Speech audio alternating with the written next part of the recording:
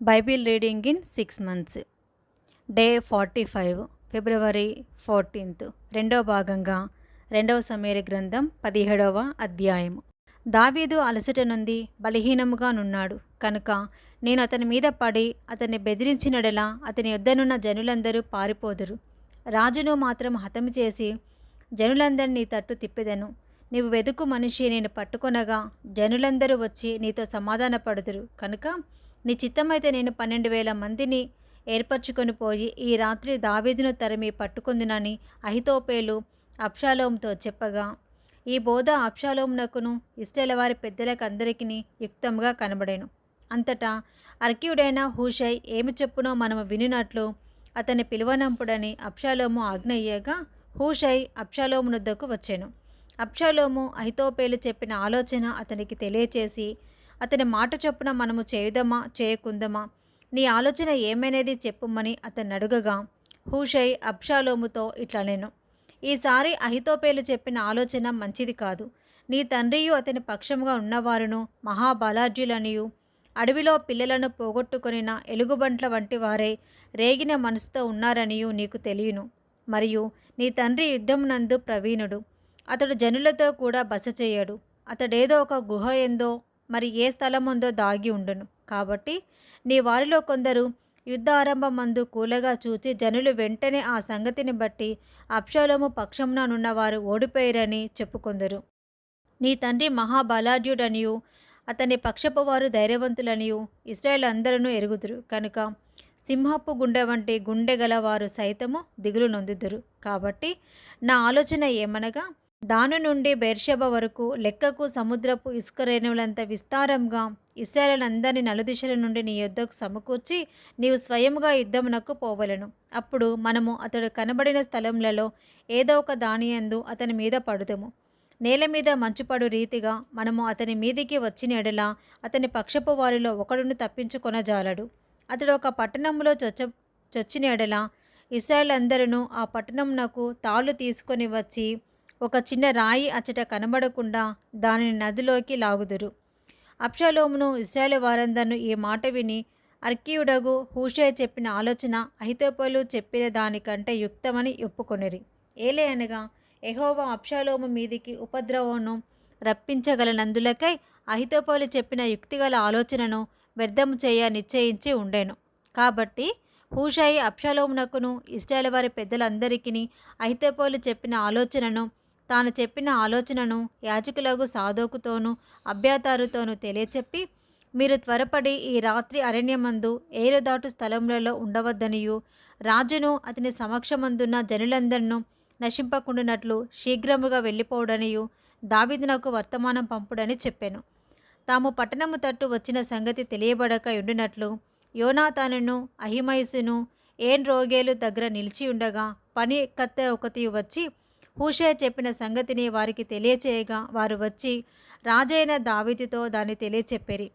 తాను వారిని కనుగొనిన సంగతి పనివాడు ఒకడు అబ్షాలోమునకు తెలిపెను. కానీ వారిద్దరూ వేగిరముగా పోయి బహూరీములో ఒకని ఇల్లు చేరి అతని ఇంటి ముంగిట ఒక బావి ఉండగా దానిలో దిగి దాగి ఉండేరి.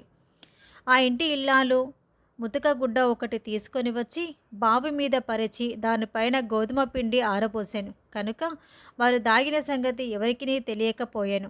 అబ్షాలోము సేవకులు ఆ ఇంటి ఆమె యొద్దకు వచ్చి అహిమయస్సును యోనాతానును ఎక్కడ ఉన్నారని అడగగా ఆమె వారు ఏరి దాటి పోయిరని వారితో చెప్పాను. కనుక వారు పోయి వెతికి వారిని కానక యెరూషలేమునకు తిరిగి వచ్చిరి. వారు వెళ్ళిన తర్వాత యోనాతానును అహిమయస్సును బావిలో నుండి బయటికి వచ్చి దావీదునొద్దకు పోయి అహితోపేలు అతని మీద చేసిన ఆలోచన తెలియచేసి, నువ్వు లేచి త్వరగా నది దాటవలసినదని అతనితో చెప్పగా దావీదును అతని యొద్దనున్న జనులందరూ లేచి యోర్దాను నది దాటిరి. తెల్లవారినప్పటికీ నది దాటక ఉండినవాడు ఒకడునూ లేకపోయెను. అహితోపేలు తాను చెప్పిన ఆలోచన జరగకపోవుట చూచి గాడిదకు గంతకట్టి ఎక్కి తన ఊరునున్న తన ఇంటికి పోయి తన ఇల్లు చక్కబెట్టుకొని ఉరిపోసుకొని చనిపోయెను. జనులు అతని తండ్రి సమాధి యందు అతనిని పాతిపెట్టిరి. దావీదు మహానయమునకు రాగా అబ్షాలోమును ఇశ్రాయేలందరూ యోర్దాను నది దాటి వచ్చిరి. అబ్షాలోము యోవాబునకు మారుగా అమాషాను సైన్యాధిపతిగా నియమించెను. ఈ అమాషా, ఇత్రాను ఇశ్రాయేలీయులు. యోవాబు తల్లి అయిన సెరూయా సహోదరియగు నాహాషు కుమార్తె అయిన అబిగైలు నొద్దకు పోయినందున పుట్టినవాడు.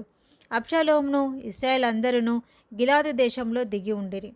దావీదు మహానయమునకు వచ్చినప్పుడు అమ్మోనీయుల రబ్బా పట్టణపు వాడైన నాహాషు కుమారుడగు షోబియును, లోదెబారు ఊరివాడగు అమ్మియేలు కుమారుడైన మాకీరును, రోగేలీము ఊరివాడును గిలాదీయుడనైన బర్జిల్లాయియు అరణ్యమందు జనులు అలసిన వారై ఆకలిగొని దప్పిగొని ఉందురని తలంచి పరుపులు, పాత్రలు, కుండలు, గోధుమలు, ఎవలు, పిండి వేచిన గోధుమలు, కాయధాన్యములు, చిక్కుడుకాయలు, పేలాలు, తేనె, వెన్న, గొర్రెల జున్ను ముద్దలు దావీదును అతని ఎదురున్న జనులను భోజనం చేయుటకై తీసుకొని వచ్చిరి.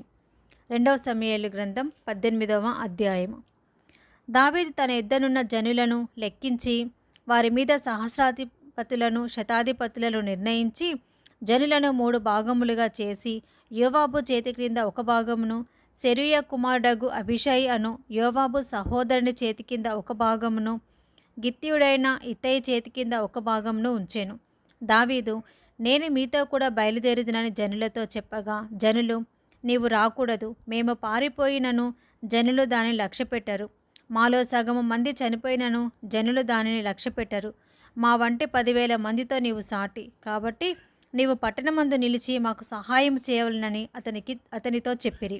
అందుకు రాజు, మీ దృష్టికి ఏది మంచిదో దాన్ని చేసేదనని చెప్పి గుమ్మపు పక్కన నిలిచి ఉండగా జనులందరూ గుంపులై 100ల కొలదిగాను 1000ల కొలదిగాను బయలుదేరిరి. అప్పుడు రాజు యోవాబును అబిషైని ఇత్తయిని పిలిచి, నా నిమిత్తమై యవనుడైన అబ్షాలోమునకు దయచూపుడని ఆజ్ఞాపించాను. జనులందరూ వినుచుండగా రాజు అబ్షాలోమును గూర్చి అధిపతులకు అందరికీ ఆజ్ఞ ఇచ్చాను. జనులు ఇశ్రాయేలు వారిని ఎదిరించుటకై పొలంలోనికి బయలుదేరిన మీదట యుద్ధము ఎఫ్రాయిము వనంలో జరగగా ఇశ్రాయేలు వారు దావీదు సేవకుల ఎదుట నిలవలేక ఓడిపోయేరి. ఆ దినమున 20,000 మంది అక్కడ హతులేరి. యుద్ధము ఆ ప్రదేశం అంతటను వ్యాపించెను. మరియు నాటి దినమున కత్తి చేత కూలిన వారి కంటే ఎక్కువ మంది అడవిలో చిక్కుబడి నాశనమైరి. అబ్షాలోము కంచెరగాడిద మీద ఎక్కిపోవచ్చు దావీదు సేవకులకు ఎదురాయెను. ఆ కంచెరగాడిద యొక్క గొప్ప మస్తకి వృక్షం యొక్క చిక్కు కొమ్మల కిందికి పోయినప్పుడు అతని తల చెట్టుకు తగులుకొనినందున అతడు ఎత్తబడి ఆకాశమునకును భూమికిని మధ్యను వేలాడుచుండగా అతని కిందనున్న కంచెరగాడిద సాగిపోయాను. ఒకడు దానిని చూచి వచ్చి, అబ్షాలోము మస్తకి వృక్షమున వేలాడుచుండుట నేను చూచితినని యోవాబుతో చెప్పినప్పుడు, యోవాబు, నీవు చూచి ఉంటివే, నేల కూలినట్లు నీవతన్ని కొట్టకపోతివేమి? నీవతని చంపిన ఎడల 10 తులముల వెండియు 1 నడికట్టును నీకిచ్చి ఉందినని తనకు సమాచారం చెప్పిన వానితో అనెను. అందుకు వాడు, ఎవనుడైన అబ్షాలోమును ఎవడనూ ముట్టకుండా జాగ్రత్త పడుడని రాజు నీకును అబిషైకిని ఇత్తయికిని ఆజ్ఞ ఇచ్చిచుండగా నేను వింటిని. 1000 తులముల వెండి నా చేతిలో పెట్టినను రాజకుమారుని నేను చంపను. మోసం చేసి నేను అతని ప్రాణమునకు ముప్పు తెచ్చిన ఎడల అది రాజునకు తెలియకపోదు.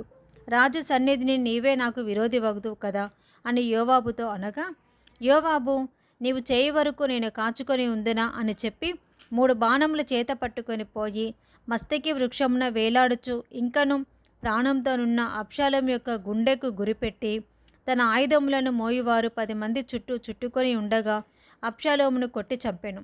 అప్పుడు జనులను ఇక హతము చేయక విడబడవలసినది యోవాబు బాకా ఊదింపగా ఇశ్రాయేలును తరుముకొని పోయిన జనులు తిరిగి వచ్చిరి. జనులు అబ్షాలోము యొక్క కళేబరము ఎత్తి అడవిలోనున్న పెద్ద గోతిలో పడవేసి పెద్ద రాళ్ల కుప్ప దాని మీద పేర్చిన తర్వాత ఇశ్రాయేలు అందరినూ తమ తమ ఇండ్లకు పోయిరి.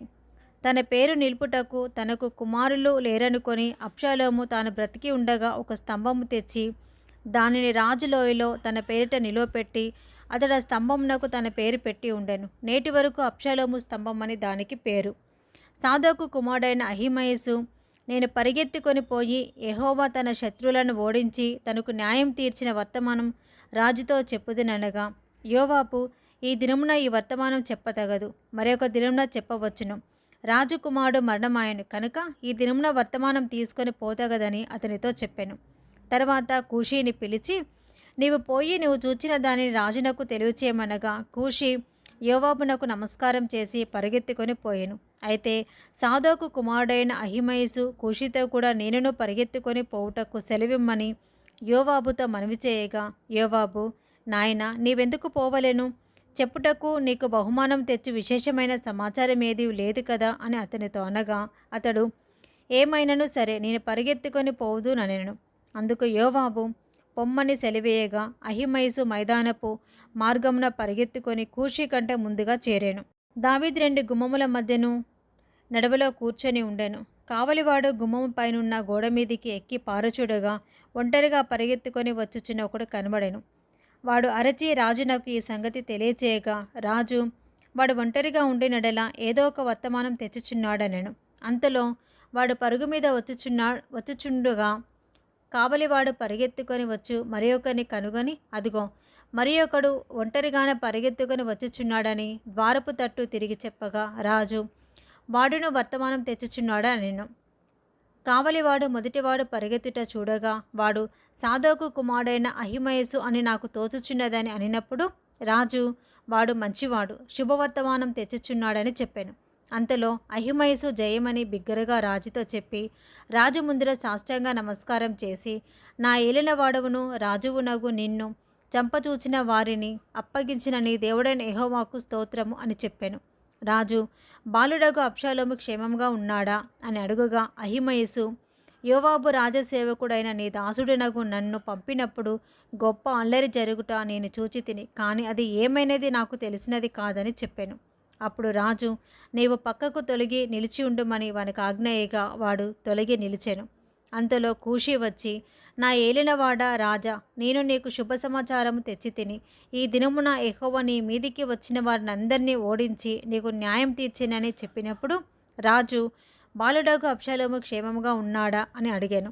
అందుకు కూషి చెప్పినదేమనగా, నా ఏలినవాడవును రాజువునగు నీ శత్రువులను నీకు హాని చేయవలెనని నీ మీదికి వచ్చిన వారందరూ ఆ బాలుడున్నట్టుగానే ఉందురుగాక. అప్పుడు రాజు బహు కలతపడి గుమ్మమునకు పైగానున్న గదికి ఎక్కిపోయి ఏడ్చుచు సంచరించుచు, నా కుమారుడా అబ్షాలోమా, నా కుమారుడా అబ్షాలోమా అని కేకలు వేయుచు, అయ్యో నా కుమారుడా, నీకు బదులుగా నేను చనిపోయినడలా ఎంత బాగుండును, నా కుమారుడా అబ్షాలోమా, నా కుమారుడా అని ఏడ్చుచు వచ్చెను. ఇది 2వ భాగం అండి. Praise the lord.